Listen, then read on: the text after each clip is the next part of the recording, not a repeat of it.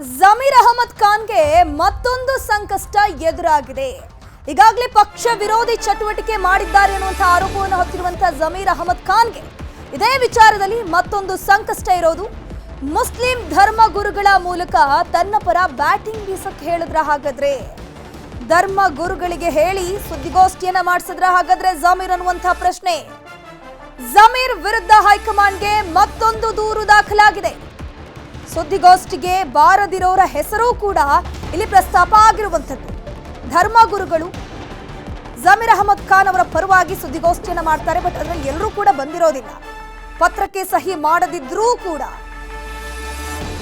ಕೆಲವರು ಅಲ್ಲಿಗೆ ಬಂದಿಲ್ಲ. ತನ್ನ ಸ್ಥಾನವನ್ನು ಗಟ್ಟಿಗೊಳಿಸೋಕೆ ಜಮೀರ್ ಹೊಸ ಆಟವನ್ನು ಶುರು ಮಾಡಿದ್ರ, ಮತ್ತಷ್ಟು ಮುಜುಗರ ತಂದ್ರು ಅಂತ ಜಮೀರ್ ಬಗ್ಗೆ ದೂರು ನೀಡಲಾಗಿದೆ ಅನ್ನುವಂಥ ಮಾಹಿತಿ ಸಿಗ್ತಾ ಇದೆ. ಪ್ರಕಟಣೆಯ ಪ್ರತಿಯಲ್ಲಿ 14 ಧರ್ಮಗುರುಗಳ ಹೆಸರಿತ್ತು. ಆದ್ರೆ ಆ ಒಂದು ಸುದ್ದಿಗೋಷ್ಠಿಯಲ್ಲಿ 4 ಜನ ಮಾತ್ರ ಹಾಜರಾಗಿದ್ರು. ಜಮೀರ್ ಅಹಮದ್ ಖಾನ್ ಪರ ಬ್ಯಾಟ್ ಬೀಸಿದ್ರು. ಉಳಿದ 10 ಧರ್ಮಗುರುಗಳಿಂದ ಆಕ್ಷೇಪ ವ್ಯಕ್ತವಾಗಿದೆ. ಅವರು ಕೂಡ ಈ ವಿಚಾರವನ್ನ ಉಲ್ಲೇಖ ಮಾಡಿದ್ದಾರೆ. ತಮಗೆ ಗೊತ್ತಿಲ್ಲದೆ ಹೆಸರು ಹಾಕಿರೋ ಆರೋಪವನ್ನ ಧರ್ಮಗುರುಗಳು ಮಾಡ್ತಿರುವಂಥದ್ದು. ಅಂದ್ರೆ ಆ ಒಂದು ಪ್ರತಿಯಲ್ಲಿ 14 ಜನರ ಹೆಸರಿರುತ್ತೆ, 4 ಜನ ಮಾತ್ರ ಬಂದಿರ್ತಾರೆ. 10 ಜನ ಧರ್ಮಗುರುಗಳು ತಮಗೆ ಹೇಳದೆ ನಮ್ಮ ಹೆಸರನ್ನ ಹಾಕಿದ್ದಾರೆ ಅಂತ ಹೇಳ್ಕೊಂಡು ಆರೋಪ ಮಾಡ್ತಿದ್ದಾರೆ. ತಮ್ಮದಲ್ಲದ ನಿಲುವು ತಮ್ಮದೆಂದು ಬಿಂಬಿಸಿರುವಂತಹ ಆರೋಪ. ಈ ಎಡವಟ್ಟಿನಿಂದ ಜಮೀರ್ ಅಹಮದ್ಗೆ ಮತ್ತೊಂದು ಕಂಟಕ ಎದುರಾಗುತ್ತಾ ಅನ್ನುವಂಥ ಪ್ರಶ್ನೆ ಈಗ ಎದ್ದಿರೋದು. ಯಾಕಂದ್ರೆ ಆ ಒಂದು ಪ್ರತಿಯಲ್ಲಿ 14 ಧರ್ಮಗುರುಗಳ ಹೆಸರನ್ನ ಪ್ರಸ್ತಾಪ ಮಾಡಲಾಗಿದೆ. 14 ಜನರ ಧರ್ಮಗುರುಗಳ ಹೆಸರನ್ನ ಪ್ರಸ್ತಾಪ ಮಾಡ್ತಿದ್ದಾರೆ ಅಂತಂದ್ರೆ ಆ 14 ಜನ ಧರ್ಮಗುರುಗಳ ಬಳಿ ಕೂಡ ಹೋಗಿ ಅವರ ಅನಿಸಿಕೆಯನ್ನ ಕೇಳಿ, ನೀವು ಪ್ರೆಸ್ ಮೀಟ್ಗೆ ಬರ್ತೀರಾ, ಸುದ್ದಿಗೋಷ್ಠಿಗೆ ಬರ್ತೀರಾ ಅಂತ ಅವ್ರ ಬಳಿ ಕೇಳಬೇಕು ಮೊದಲಿಗೆ. ಬಟ್ ಜಮೀರ್ ಅಹಮದ್ ಖಾನ್ ಇಲ್ಲಿ ಆ ರೀತಿ ಮಾಡಲಿಲ್ಲ. ಬದಲಾಗಿ ಯಾರ ಬಳಿಯೂ ಮಾತನಾಡದೆ, ಒಪಿನಿಯನ್ ಕೇಳದೆ ಹೆಸರು ಹಾಕಿದ್ದಾರೆ ಅಂತ ಆರೋಪ ಕೇಳಿ ಬರ್ತಾ ಇರೋದು.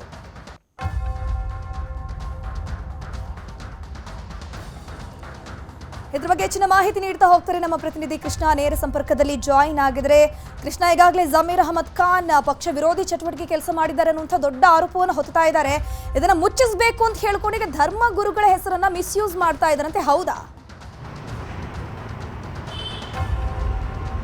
ಖಂಡಿತವಾಗ್ಲೂ ಧನುಶ್ರೀ, ಪಕ್ಷ ವಿರೋಧಿ ಚಟುವಟಿಕೆಯಲ್ಲಿ ಈಗಾಗಲೇ ಸಿಲುಕಿರುವಂತಹ ಸಚಿವ ಜಮೀರ್ ಅಹಮದ್ ಅವರು ಈಗ ಎಲ್ಲೋ ಒಂದು ಕಡೆ ಎಡವಟ್ಟಿನ ನಡೆಯನ್ನು ತೋರಿದ್ದಾರೆ ಅನ್ನುವಂಥದ್ದು ಈಗ ಚರ್ಚೆಗೆ ಗ್ರಾಸವಾಗಿರುವಂಥದ್ದು. ಇವತ್ತು ಸಚಿವ ಜಮೀರ್ ಅಹಮದ್ ಅವರ ಪರವಾಗಿ ಮುಸ್ಲಿಂ ಧರ್ಮಗುರುಗಳು ಸುದ್ದಿಗೋಷ್ಠಿಯನ್ನು ಕೂಡ ಮಾಡಿದ್ದಾರೆ. ಆದರೆ ಎಲ್ಲಾ ಧರ್ಮಗುರುಗಳ ಜೊತೆಗೂ ಕೂಡ ಜಮೀರ್ ಅಹಮದ್ ಅವರು ಮಾತಾಡಿಲ್ಲ ಅನ್ನುವಂಥದ್ದು. ಅದ್ರ ಜೊತೆಗೆ 14 ಜನ ಧರ್ಮಗುರುಗಳಲ್ಲಿ ಕೇವಲವಾಗಿ ಅಲ್ಲಿ 4 ಜನರು ಮಾತ್ರ ಇದ್ರು.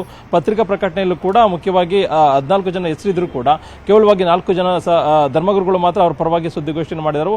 ಮತ್ತೆ ಉಳಿದಿರತಕ್ಕಂಥವರು ಕೂಡ ಬೇರೆಯವರು ಅನ್ನೋದ್ರ ಬಗ್ಗೆ ಈಗಾಗಲೇ ಆಪಾದನೆ ಕೇಳಿ ಬಂದಿರುವಂತದ್ದು.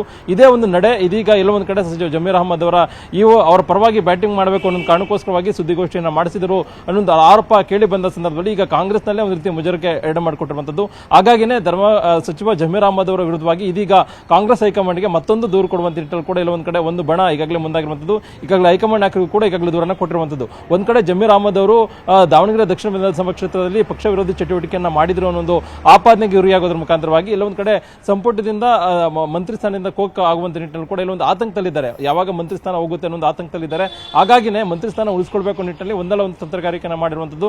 ಮೊನ್ನೆ ದಿನ ಕೂಡ ಡಿಸಿ ಮಸ್ತ್ರನ್ನು ಕೂಡ ಪ್ರಯೋಗವನ್ನು ಮಾಡಿದ್ರು. ಮತ್ತೆ ಒಂದಷ್ಟು ಜನ ಮುಸ್ಲಿಂರ ಅಭಿಯಾನದ ಮುಖಾಂತರವಾಗಿ ಅಂದ್ರೆ ಪೋಸ್ಟ್ ಮಾಡೋದ್ರ ಮುಖಾಂತರವಾಗಿ ಯಾವುದೇ ಕಾರಣಕ್ಕೂ ಕೂಡ ಜಮೀರ್ ಅಹಮದ್ ಅವರನ್ನ ನಿರ್ಲಕ್ಷ್ಯವನ್ನು ತೋರಬಾರದು, ಅವರ ಸಂಪುಟದಲ್ಲಿ ಮುಂದುವರಿಸಬೇಕು ನಿಟ್ಟಿನಲ್ಲಿ ಕೂಡ ಡಿಮ್ಯಾಂಡ್ ಕೂಡ ಮಾಡಿದ್ರು.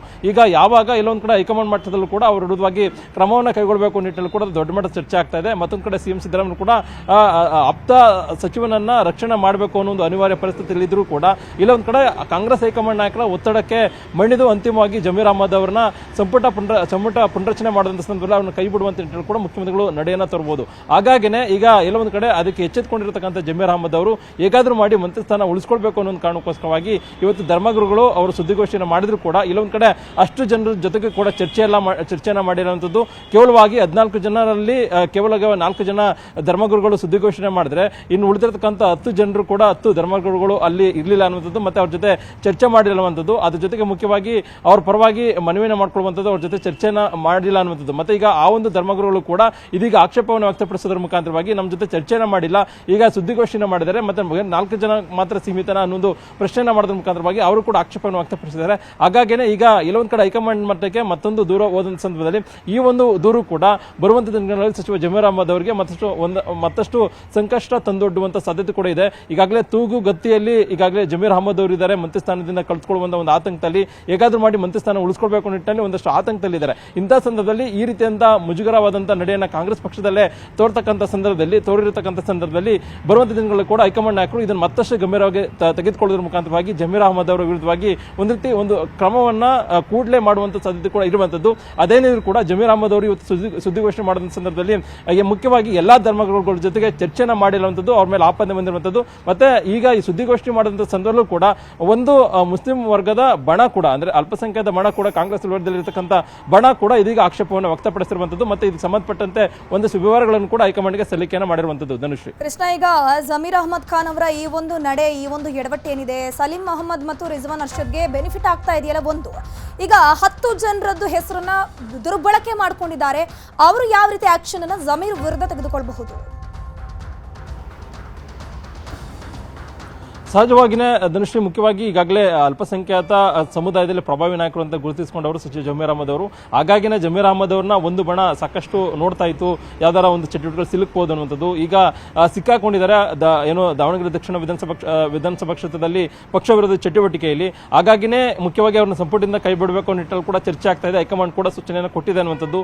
ಹೇಗಾದ್ರೂ ಮಾಡಿ ಮಂತ್ರಿ ಸ್ಥಾನ ಉಳ್ಕೊಳ್ಬೇಕು ಅನ್ನೋ ನಿಟ್ಟಿನಲ್ಲಿ ಸಿದ್ದರಾಮಯ್ಯ ಕೂಡ ಭೇಟಿಯನ್ನು ಮಾಡಿದ್ದಾರೆ. ನೀವು ಹೇಳಿದಂಗೆ ಈಗಾಗಲೇ ಒಂದಷ್ಟು ಜನ ರಿಜ್ವಾನ್ ಅರ್ಷದ್ ಆಗಿರ್ಬೋದು ಮತ್ತೆ ಸಲೀಂ ಅಹಮದ್ ಅವರು ಕೂಡ ಇದೇ ಒಂದು ವಿಚಾರವನ್ನ ಅಸ್ತ್ರವಾಗಿ ಮಾಡ್ಕೊಳ್ಳೋದ್ರ ಮುಖಾಂತರವಾಗಿ ಏನು ಜಮೀರ್ ಅಹಮದ್ ಅವ್ರನ್ನ ಸಂಪುಟದಿಂದ ಕೈ ಬಿಟ್ರೆ ಇಲ್ಲೊಂದ್ ಕಡೆ ಮಂತ್ರಿ ಸ್ಥಾನ ಆಗ್ಬೋದು ಅನ್ನೋ ಕೂಡ ಲೆಕ್ಕಾಚಾರ ಹಾಕೊಂಡಿದ್ದಾರೆ. ಹಾಗಾಗಿನೇ ಪ್ರಾರಂಭದ ದಿನಗಳಿಂದನೇ ನಮ್ಮವರೇ ನಮ್ಮ ವಿರುದ್ಧವಾಗಿ ಷಡ್ಯಂತ್ರವನ್ನ ಮಾಡಿದ್ರ ಒಂದು ಆಪಾದನೆಯನ್ನ ಜಮೀರ್ ಅಹಮದ್ ಅವರ ವಿರುದ್ಧವಾಗಿ ರಿಜ್ವಾನ್ ಅರ್ಷದ್ ಆಗಿರ್ಬೋದು ಸಲೀಂ ಅಹಮದ್ ಅವರು ಕೂಡ ಮಾಡಿದ್ರು.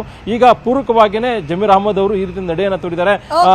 ಪ್ರಮುಖವಾದಂತಹ ಧರ್ಮ ಗುರುಗಳ ಜೊತೆಗೆ ಚರ್ಚೆನ ಮಾಡಿರುವಂತದ್ದು, ಅದ್ರ ಜೊತೆಗೆ ಅವರ ಹೆಸರನ್ನ ದುರ್ಬಳಕೆಯನ್ನ ಮಾಡ್ಕೊಂಡಿರುವಂತದ್ದು. ಸಹಜವಾಗಿಯೇ ಈ ಒಂದು ವಿಚಾರವನ್ನು ಕೂಡ ಹೈಕಮಾಂಡ್ ಹೋದಾಗ ಸಂದರ್ಭದಲ್ಲಿ ಇದು ಬರುವಂತ ದಿನಗಳು ಕೂಡ ಜಮೀರ್ ಅಹಮದ್ ಅವರಿಗೆ ಮತ್ತಷ್ಟು ಒಂದು ಸಂಕಷ್ಟ ತಂದೊಡ್ಡುವಂತ ಸಾಧ್ಯತೆ ಇದೆ. ಮತ್ತೆ ಆ ಧರ್ಮಗಳು ಯಾರೆಲ್ಲ ಧರ್ಮಗಳು ಹೆಸರನ್ನ ದುರ್ಬಳಕೆ ಮಾಡ್ಕೊಂಡಿರೋ ಹೆಸರುಗಳಿದ್ದಾರೆ ಅವರು ಕೂಡ ಹೈಕಮಾಂಡ್ ಮಟ್ಟಕ್ಕೆ ಮತ್ತೆ ಸಂಬಂಧಪಟ್ಟ ರಾಜ್ಯ ಕಾಂಗ್ರೆಸ್ ನಾಯಕರನ್ನ ಭೇಟಿ ಮಾಡುವಂತ ಸಾಧ್ಯತೆ ಇರುವಂತದ್ದು. ಧನುಶ್ರೀ, ಥ್ಯಾಂಕ್ ಯು ಕೃಷ್ಣ ತಮ್ಮೆಲ್ಲ ಮಾಹಿತಿಗಾಗಿ. ಯೋಗೇಶ್ ಗೌಡರ್ ಕೊಲೆ ಕೇಸ್ಗೆ ಸಂಬಂಧಪಟ್ಟಂತೆ ನಾಳೆಗೆ ವಿಚಾರಣೆ ಮುಂದೂಡಿಕೆ ಆಗಿದೆ. ಇವತ್ತು ಶಿಕ್ಷೆ ಪ್ರಮಾಣ ಪ್ರಕಟಿಸೋದಾಗಿ ಕೋರ್ಟ್ ಹೇಳಿತ್ತು. ಬಟ್ ಶಿಕ್ಷೆ ಪ್ರಮಾಣ ಪ್ರಕಟಿಸೋದು ನಾಳೆಗೆ ಶಿಫ್ಟ್ ಆಗಿದೆ. ಅಪರಾಧಿಗಳ ಮನವಿಯನ್ನ ಆಲಿಸಿ ನಾಳೆಗೆ ಶಿಕ್ಷೆ ಪ್ರಕಟಣೆಯನ್ನ ಕೋರ್ಟ್ ಮುಂದೂಡಿಕೆ ಮಾಡಿದೆ. ಅಪರಾಧಿಗಳ ಪರ ವಕೀಲರು ಒಂದಷ್ಟು ತಮ್ಮ ಮನವಿಗಳನ್ನ ಕೋರ್ಟ್ ಮುಂದೆ ಸಲ್ಲಿಸಿದ್ದಾರೆ. ಕಾನೂನಿನಲ್ಲಿ ಕೊಲೆಗೆ ಇರುವ ಗರಿಷ್ಠ ಶಿಕ್ಷೆ ನೀಡೋಕೆ ಮನವಿಯನ್ನ ಮಾಡಿಕೊಂಡಿರೋದು. ಕೋರ್ಟ್ಗೆ ಸಿಬಿಐ ಪರ ಅಡಿಷನಲ್ ಸಾಲಿಸಿಟರಿ ಜನರಲ್ ವಾದ ಮಂಡಿಸಿದ್ದಾರೆ. ಕೊಲೆ ಮಾಡುವ ಅಧಿಕಾರ ಯಾರಿಗೂ ಕೂಡ ಇರೋದಿಲ್ಲ ಅಂತ ಹೇಳ್ಕೊಂಡು ಸಿಬಿಐ ಪರ ವಕೀಲರೇನಿದ್ದಾರೆ ವಾದವನ್ನ ಮಾಡಿರುವಂಥದ್ದು. ಮೊದಲೇ ಪ್ಲಾನ್ ಮಾಡಿ ಎಲ್ಲರೂ ಸೇರಿ ಕೊಲೆ ಮಾಡಿದ್ದಾರೆ, ಬೆದರಿಕೆ ಹಾಕಿದ್ದಾರೆ. ಕೊಲೆ ಆದಮೇಲೆ ಸಾಕ್ಷಿಗಳಿಗೆ ಕೂಡ ಬೆದರಿಕೆ ಹಾಕುವಂತ ಕೆಲಸವನ್ನ ಮಾಡಲಾಗಿದೆ. ಸಾಕ್ಷಿಗಳನ್ನ ಕಲೆ ಹಾಕಿದ್ದಾರೆ. ಶಾಸಕರಾಗಿ ಕಾನೂನನ್ನ ಕೈಗೆತ್ತಿಕೊಂಡು ಕೊಲೆ ಮಾಡಿಸಿದ್ದಾರೆ ಅಂತ ಹೇಳಿಕೊಂಡು ಸಿಬಿಐ ಪರ ವಕೀಲರು ವಾದವನ್ನ ಮಾಡಿರುವಂಥದ್ದು. ಇವರಿಗೆ ನ್ಯಾಯಾಂಗ ವ್ಯವಸ್ಥೆ ಮೇಲೆ ಸ್ವಲ್ಪವೂ ಕೂಡ ಭಯ ಇಲ್ಲ. ಪೊಲೀಸರನ್ನ ದುರ್ಬಳಕೆ ಮಾಡಿಕೊಂಡಿದ್ದಾರೆ. ಕೂಡಲೇ ಇವರಿಗೆ ಕಠಿಣ ಶಿಕ್ಷೆ ಕೊಡಬೇಕು ಅಂತ ಹೇಳಿಕೊಂಡು ವಾದ ಮಂಡಿಸಿದೆ ಸಿಬಿಐ ಚೀಫ್. ಸಾಕ್ಷಿಗಳನ್ನ ತಿರ್ಚಿದ್ದಾರೆ.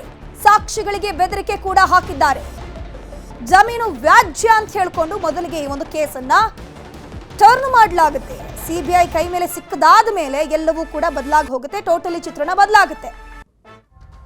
ಶಾಸಕ ಸಚಿವ ಸ್ಥಾನವನ್ನ ದುರ್ಬಳಕೆ ಮಾಡಿಕೊಂಡಿದ್ದಾರೆ. ಆದರೂ ನಾನು ಗಲ್ಲು ಶಿಕ್ಷೆ ನೀಡುವಂತೆ ಕೋರೋದಿಲ್ಲ ಅಂತ ಹೇಳ್ಕೊಂಡು ಸಿಬಿಐ ಪರ ವಕೀಲರು ವಾದವನ್ನ ಮಾಡಿರೋದು. ಸಿಬಿಐ ಪರ additional solicitor general S V. Raju ವಾದವನ್ನ ಮಂಡಿಸಿರೋದು. ಯೋಗೇಶ್ ಗೌಡರ್ ಕೊಲೆ ಕೇಸ್ನ ಶಿಕ್ಷೆ ಪ್ರಮಾಣವನ್ನ ಇವತ್ತು ಪ್ರಕಟ ಮಾಡಬೇಕಿತ್ತು. ನಾಳೆ ಶಿಕ್ಷೆ ಪ್ರಮಾಣ ಪ್ರಕಟಿಸಲಿದೆ ಕೋರ್ಟ್. ಅಪರಾಧಿಗಳ ಮನವಿಯನ್ನ ಆಲಿಸಿ ಈ ವಿಚಾರಣೆನ ನಾಳೆಗೆ ಮುಂದೂಡಿಕೆ ಮಾಡಲಾಗಿದೆ.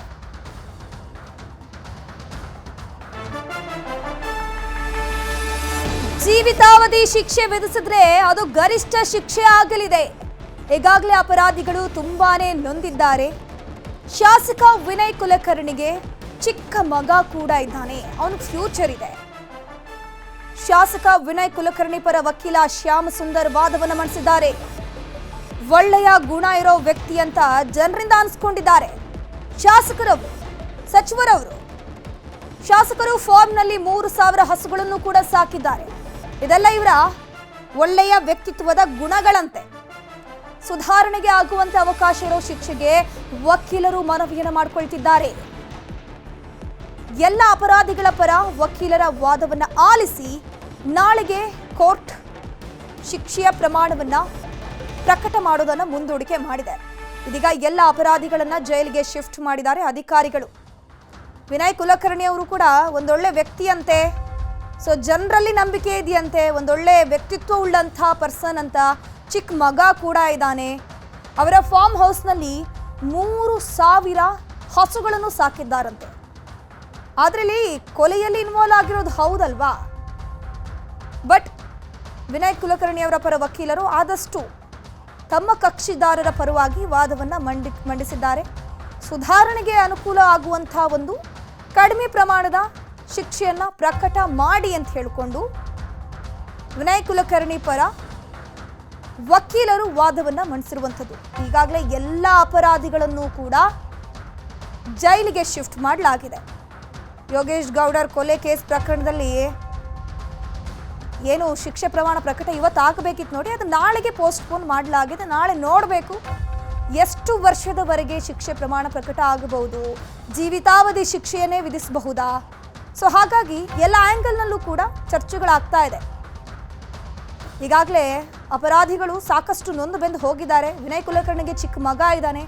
ಜೀವಾವಧಿ ಶಿಕ್ಷೆ 14 ವರ್ಷ ನೀಡು ಅಂಥವರು ಕೂಡ ಕುಲಕರ್ಣಿ ಪರ ವಕೀಲ ಶ್ಯಾಮ್ ಸುಂದರ್ ಈ ರೀತಿ ವಾದವನ್ನ ಮಂಡಿಸಿರೋದು.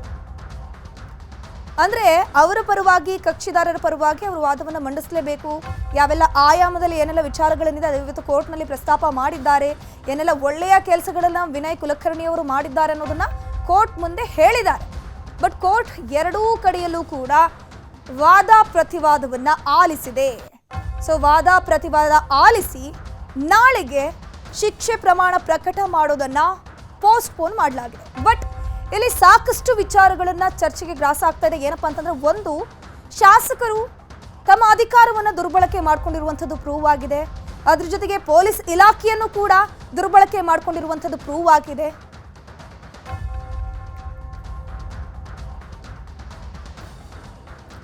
ಕೊಲೆ ಕೇಸಲ್ಲಿ ಶಾಸಕ ವಿನಯ್ ಕುಲಕರ್ಣಿ ದೋಷಿ ಎಂಬ ಕೋರ್ಟ್ನ ತೀರ್ಪನ್ನ ಮೃತ ಯೋಗೇಶ್ ಗೌಡರ್ ಸಹೋದರಿಯರು ಸ್ವಾಗತಿಸಿದ್ದಾರೆ. ವಿನಯ್ ಕುಲಕರ್ಣಿಗೆ ಕನಿಷ್ಠ ಜೀವಾವಧಿ ಶಿಕ್ಷೆಯಾದರೂ ಆಗಬೇಕು. 10 ವರ್ಷ ನಂತರ ಕೊನೆಗೂ ನ್ಯಾಯ ಸಿಕ್ಕಿದೆ. ನಮ್ಮ ತಮ್ಮನ ಆತ್ಮಕ್ಕೆ ಶಾಂತಿ ಸಿಕ್ಕಿದೆ. ಅಧಿಕಾರ ಮತ್ತು ಹಣದ ಬಲ ಯಾವುದೂ ಕೂಡ ಶಾಶ್ವತ ಅಲ್ಲ. ನ್ಯಾಯಾಧೀಶರಿಗೆ ಮತ್ತು ವಕೀಲರಿಗೆ ಧನ್ಯವಾದ ಹೇಳ್ತೀವಿ ಅಂತ ಯೋಗೇಶ್ ಗೌಡರ್ ಸಹೋದರಿ ಅಕ್ಕ ಮಹಾದೇವಿ ಮತ್ತು ಜಗದೀಶ್ವರಿ ಹೇಳಿದ್ದಾರೆ. ಈಗ ಅದನ್ನು ತೀರ್ಪು ಕೊಟ್ಟಿದ್ದಕ್ಕೆ ನಮಗೆ ಕೋರ್ಟಿಗೆ ನಾವು ಧನ್ಯವಾದ ಸಲ್ಲಿಸ್ತೇವೆ. 10 ವರ್ಷದ ಒಳಗೆ 10 ವರ್ಷ ಆಯ್ತು ನಮ್ಮ ತಮ್ಮಂದಾಗಿ. ಇನ್ನು ನಾವು ಅವಾಗ ಕಾಯ್ಬೇಕಾಗಿತ್ತು. ಅವಾಗ ನಮ್ಗೆ ಇದಾಗಲಿಲ್ಲ, ಯಾರೂ ಸಪೋರ್ಟ್ ಮಾಡಲಿಲ್ಲ.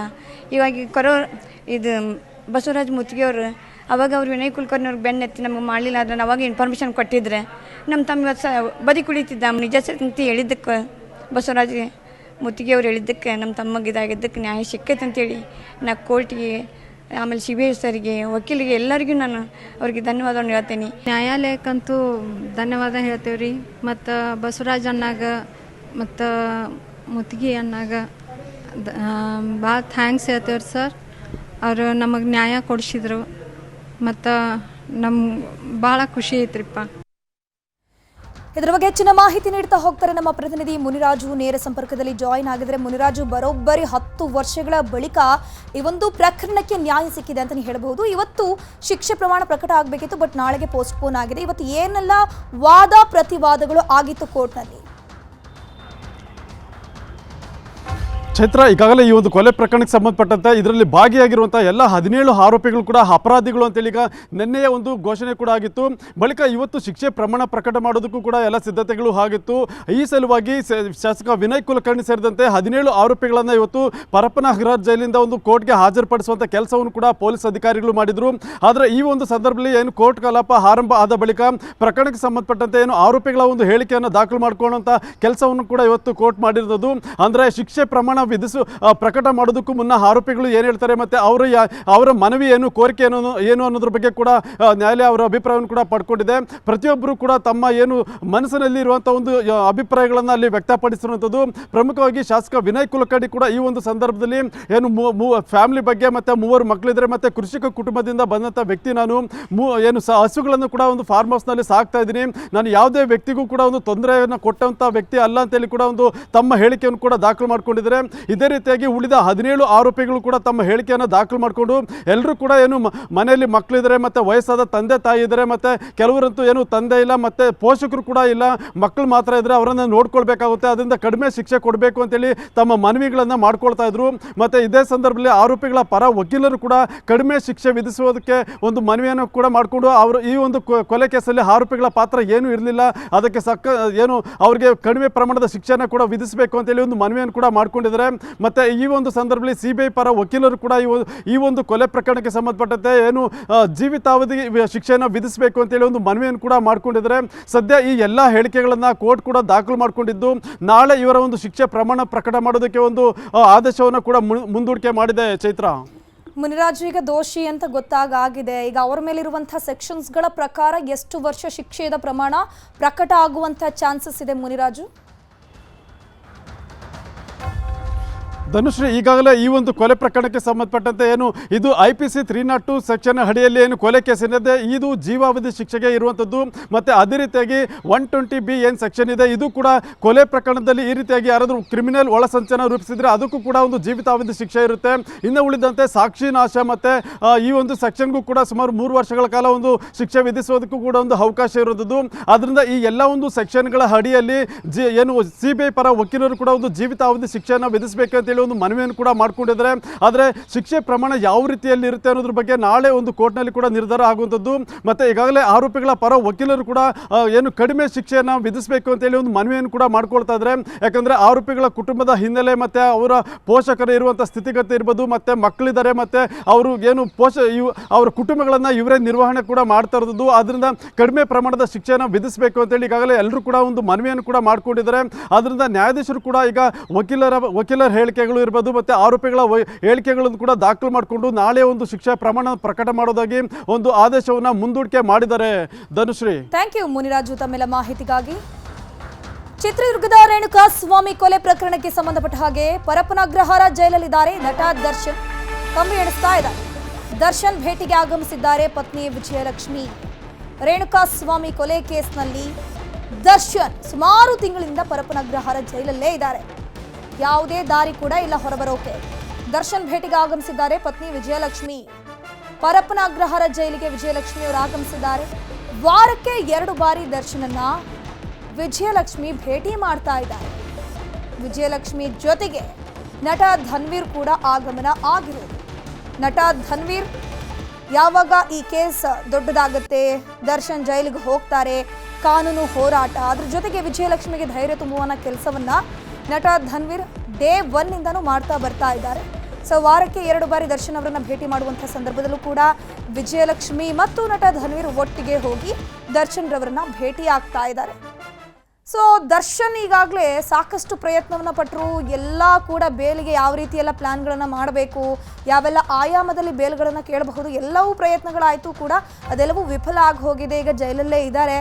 ದರ್ಶನ್ ಅವರು ಹೇಗಿದ್ದಾರೆ, ಯಾವ ರೀತಿ ಇದ್ದಾರೆ ಅಂತ ನೋಡೋದಕ್ಕೆ ವಾರಕ್ಕೆ 2 ಸರ್ತಿ ದರ್ಶನ್ ಪತ್ನಿ ವಿಜಯಲಕ್ಷ್ಮಿ ಜೈಲಿಗೆ ಹೋಗಿ ಭೇಟಿ ಮಾಡ್ತಾ ಬರ್ತಾ ಇದ್ದಾರೆ. ಸಾಕಷ್ಟು ಸವಲತ್ತನ್ನು ಕೊಡಬೇಕು ಅಂತ ಹೇಳ್ಕೊಂಡು ಡಿಮ್ಯಾಂಡ್ ಮಾಡಿದ್ರು, ಬೆಡ್ಡಿಗೆ ಡಿಮ್ಯಾಂಡ್ ಮಾಡಿದ್ರು, ಊಟಕ್ಕೂ ಕೂಡ ಡಿಮ್ಯಾಂಡ್ ಮಾಡಿದ್ರು. ಬಟ್ ಅದು ಯಾವುದಕ್ಕೂ ಕೂಡ ಜೈಲಾಧಿಕಾರಿಗಳು ಒಪ್ಪಿಗೆ ಸೂಚಿಸಿಲ್ಲ. ಇದ್ರ ಬಗ್ಗೆ ಹೆಚ್ಚಿನ ಮಾಹಿತಿ ನೀಡ್ತಾ ಹೋಗ್ತಾರೆ ನಮ್ಮ ಪ್ರತಿನಿಧಿ ಚಂದ್ರಪ್ಪ. ದೂರವಾಣಿ ಸಂಪರ್ಕದಲ್ಲಿ ಜಾಯಿನ್ ಆಗಿದ್ದಾರೆ. ಚಂದ್ರಪ್ಪ, ದರ್ಶನ್ ಭೇಟಿಗೆ ವಿಜಯಲಕ್ಷ್ಮಿ ಅವರು ಬಂದಿದ್ದಾರೆ. ಎಷ್ಟೊತ್ತಿಗೆ ಬಂದರು? ಧನುಶ್ರೀ ಇಂದು ಮಧ್ಯಾಹ್ನ 3:30 ಸುಮಾರಿಗೆ ನಟ ದರ್ಶನ್ ಪರತ್ನಗರ ಜೈಲಿನಲ್ಲಿ ರೇಣುಕಾಸ್ವಾಮಿ ಕೊಲೆ ಪ್ರಕರಣದಲ್ಲಿ ಈಗಾಗಲೇ 2ನೇ ಬಾರಿ ಜೈಲಿಗೆ ಹೋಗಿರುವಂತದ್ದು. ಸೊ ಅವರನ್ನು ನೋಡ್ಲಿಕ್ಕೆ ಪತ್ನಿ ವಿಜಯಲಕ್ಷ್ಮಿ ಇವತ್ತು ಪರತ್ನಗರ ಜೈಲಿಗೆ ಆಗಮಿಸಿದ್ರು. ಅವ್ರ ಜೊತೆ ನಟ ಧನ್ವೀರ್ ಕೂಡ ಸಾಥ್ ನೀಡಿದ್ರು. ಯಾಕಂದ್ರೆ ವಾರಕ್ಕೆ 2 ಬಾರಿ ಒಬ್ಬ ಜೈಲಿನಲ್ಲಿರ್ತಕ್ಕಂಥ ಕೈದಿಗಳನ್ನ ಭೇಟಿ ಮಾಡ್ಲಿಕ್ಕೆ ಅವಕಾಶ ಇದೆ. ಹಾಗಾಗಿ ಜೊತೆಗೆ ಮೊದಲಂತೆ ಈಗ ಯಾವುದೇ ರೀತಿಯಾದಂತಹ ರಾಜಸ್ಥಿತಿ ಇಲ್ಲ. ಸೊ ಹಾಗಾಗಿ ಏನು ನಟ ದರ್ಶನ್ ಅವರ ಪತ್ನಿ ವಿಜಯಲಕ್ಷ್ಮಿ ಅವರು ಪತಿಯನ್ನ ನೋಡ್ಲಿಕ್ಕೆ ಸಾಮಾನ್ಯವಾಗಿ ಸಂಜೆ ವೇಳೆಯಲ್ಲೇ ಬರ್ತಾರೆ. ಆ ಸಂದರ್ಭದಲ್ಲಿ ಜನರು ಕೂಡ ಕಡಿಮೆ ಇರ್ತಾರೆ. ಆಕೆ ಸಾಮಾನ್ಯವಾಗಿ ಸಂಜೆ ಟೈಮಲ್ಲೇ ಬರ್ತಾಳೆ. ಇವತ್ತು ಕೂಡ ಮಧ್ಯಾಹ್ನ 3:30 ಸುಮಾರಿಗೆ ನಟ ಧನ್ವೀರ್ ಜೊತೆ ಪರತ್ನಗರ ಜೈಲಿಗೆ ಆಗಮಿಸಿದ್ದು. ಸಾಮಾನ್ಯರಂತೆ ಅವರು ಕೂಡ ಸರದಿ ಸಾಲಿನಲ್ಲಿ ನಿಂತು ಟೋಕನ್ ಅನ್ನ ತೆಗೆದುಕೊಂಡು ಜೈಲಿನ ಒಳಗಡೆ ಹೋಗಿ ನಟ ದರ್ಶನ ಭೇಟಿ ಮಾಡುವಂತ ಪ್ರಯತ್ನ ಮಾಡಿದ್ದಾರೆ. ಧನುಶ್ರೀ, ಥ್ಯಾಂಕ್ ಯು ಚಂದ್ರಪ್ಪ ತಮ್ಮೆಲ್ಲ ಮಾಹಿತಿಗಾಗಿ. ಕೋಲಾರದಲ್ಲಿ ಬಿರಿಯಾನಿ ಸೀರೆಗಾಗಿ ಮುಗಿ ಬಿದ್ದಿದ್ದಾರೆ ಜನರು. ಬಿರಿಯಾನಿಗಾಗಿ ನುಗ್ಗಲುಂಟಾಗಿದೆ. ಪಾತ್ರೆ ಮೇಲೆಯೇ ಬಿದ್ದ್ಬಿಟ್ಟಿದ್ದಾರೆ ಜನರು. ಕೋಲಾರದಲ್ಲಿ ಬಿರಿಯಾನಿ ಮತ್ತು ಸೀರೆಯನ್ನ ವಿತರಣೆ ಮಾಡಲಾಗ್ತಾ ಇತ್ತು. ಬಿರಿಯಾನಿ ಸಿಕ್ಕಿದ್ದೇ ತಡ ಎಲ್ಲರೂ ಕೂಡ ನೂರಾರು ಸಂಖ್ಯೆಯಲ್ಲಿ ಜನರು ಬಂದು ಮುಗಿ ಬಿದ್ದಿದ್ರು. ಮಾಲೂರು ತಾಲೂಕಿನ ಕೆಜಿ ಹಳ್ಳಿಯಲ್ಲಿ ಬೃಹತ್ ಸಮಾವೇಶ ನಡೀತಾ ಇತ್ತು. ITI ಕಾಲೇಜು ಉದ್ಘಾಟನೆಗೆ ಸಚಿವರು ಆಗಮಿಸಿದ್ರು. ಕಾರ್ಮಿಕ ಇಲಾಖೆಯ ಹಾಸ್ಟೆಲ್ ನಿರ್ಮಾಣಕ್ಕೆ ಗುದ್ದಲಿ ಪೂಜೆ ಕೂಡ ಇತ್ತು. ಈ ಒಂದು ಬೃಹತ್ ಸಮಾವೇಶದ ಬಳಿಕ ಮಹಿಳೆಯರಿಗೆ ಉಚಿತ ಸೀರೆಯನ್ನ ವಿತರಣೆ ಮಾಡಲಾಗಿತ್ತು. ಬಿರಿಯಾನಿ ಹಾಗೂ ಉಚಿತ ಸೀರೆ ಇದೆ ಅಂತ ಗೊತ್ತಿದ್ದೇ ತಡ ಸಾವಿರಾರು ಮಹಿಳೆಯರು ಮುಗಿಬಿದ್ದಿದ್ದಾರೆ. ಅಡುಗೆ ತಯಾರು ಮಾಡ್ತಿದ್ದ ಸ್ಥಳದಲ್ಲೇ ಬಿರಿಯಾನಿಗಾಗಿ ಜನರು ಮುಗಿಬಿದ್ದಿದ್ರು. ಬಾಣಸಿಗರು ಬಿರಿಯಾನಿ ಪಾತ್ರೆ ಇಡ್ತಾ ಇದ್ದಂತೆ ಬಾಕ್ಸ್ಗಳಲ್ಲಿ ಬಿರಿಯಾನಿ ತುಂಬಿಕೊಂಡು ಹೋಗಿದ್ದಾರೆ ಜನರು. ಬಿರಿಯಾನಿನ ಬಾಚ್ಕೊಳ್ಳೋ ಆತುರದಲ್ಲಿ ಬಿರಿಯಾನಿ ಪಾತ್ರೆಯ ಮೇಲೆಯೇ ಜನರು ಬಿದ್ದಿದ್ದಾರೆ. ದೃಶ್ಯದಲ್ಲೂ ಕೂಡ ನೋಡ್ತಾ ಇರಬಹುದು ಯಾವ ರೀತಿ ಬಾಕ್ಸ್ಗಳನ್ನ ಹಿಡ್ಕೊಂಡು ಬಂದು ಕ್ಯೂನಲ್ಲೂ ಕೂಡ ನಿಂತಿಲ್ಲ, ಮುಗಿ ಬಿದ್ದುಬಿಟ್ಟಿದ್ದಾರೆ. ಇನ್ನೊಂದು ಕಡೆ ಸೀರೆಗಾಗಿ ಮಹಿಳೆಯರು ಮುಗಿ ಬಿದ್ದಿರೋದು. ಸಾವಿರಾರು ಸಂಖ್ಯೆಯಲ್ಲಿ ಮಹಿಳೆಯರು ಬಂದಿದ್ದಾರೆ ಫ್ರೀಯಾಗಿ ಸೀರೆ ಸಿಗ್ತಿದೆ ಅಂತ.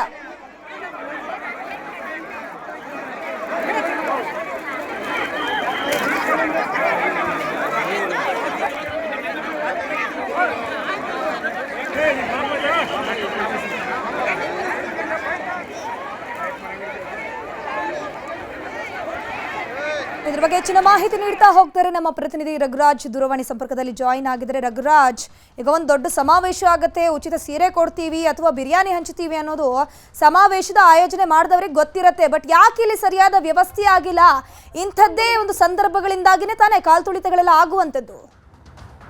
ಖಂಡಿತ ಧನುಸರು, ಏನು ಕೋಲಾರ ಜಿಲ್ಲೆಯ ಮಾಲೂರು ತಾಲೂಕಿನ ಕೆಜಿಹಳ್ಳಿ ಗ್ರಾಮದಲ್ಲಿ ಇವತ್ತು ಏನು ITI ಕಾಲೇಜು ಉದ್ಘಾಟನೆ ಜೊತೆಗೆ ಆ ಒಂದು ಹಾಸ್ಟೆಲ್ ಒಂದು ಕಾಮಗಾರಿ ಉದ್ಘಾಟನೆಗೆ ಇವತ್ತು ಚಾಲನೆ ಕೊಡ್ಲಿಕ್ಕೆ ಸಚಿವ ಶರಣ್ ಪ್ರಕಾಶ್ ಪಾಟೀಲ್ ಅವರು ಬಂದಿದ್ರು.